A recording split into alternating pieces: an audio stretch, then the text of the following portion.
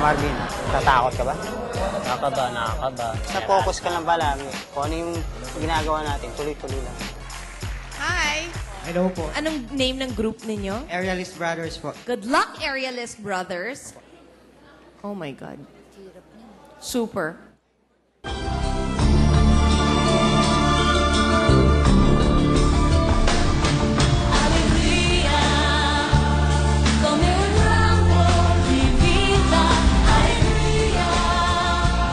Kids, alam namin mga kurtina kayo sa bahay.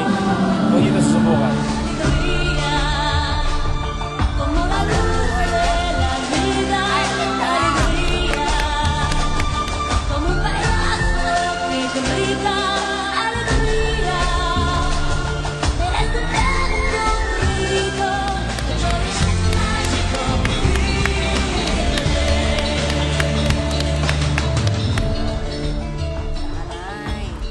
Nakakatuwa, ano? Di ba magkapatid kayo? Tatlo po kami, pero dalawa lang kami gumagawa. Okay. Bali po, husband niya po, nagtitela rin po. Husband? Wife po, wife. Sorry po. Eto kasi, nakakalito eh. Kaya nakapagsalita yan si dati gay. Siyang gay. Dati po. Pwede bang matigil yun? Ngayon po, may asawa na po ako, may baby na po. Pero dati gay ka. Opo. So itinigil mo na yon. Natitigil pala yun. O, natitigil yun, ha? Opo, gawa ko po. Ginawa mo? Gawa ko po pa yan ng lalaki.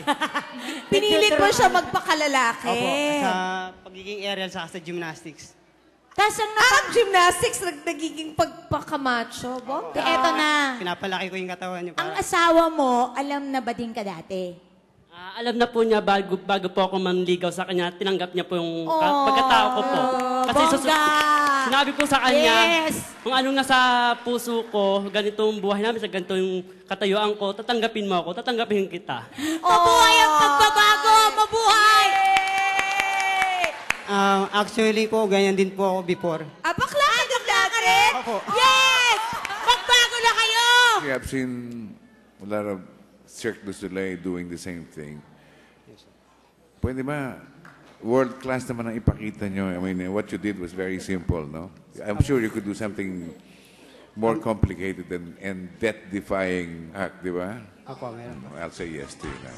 Thank you po. Nakaka-impress talaga. At may lula factor, kaya yon. Ako, I'm gonna give you a yes. Ako rin, yes. Kasi natutuwa ako sa ginagawa niyo. Thank you po. Ganda na story, boss. Dati bakla. Yes. Congratulations. Pasado kayo next round.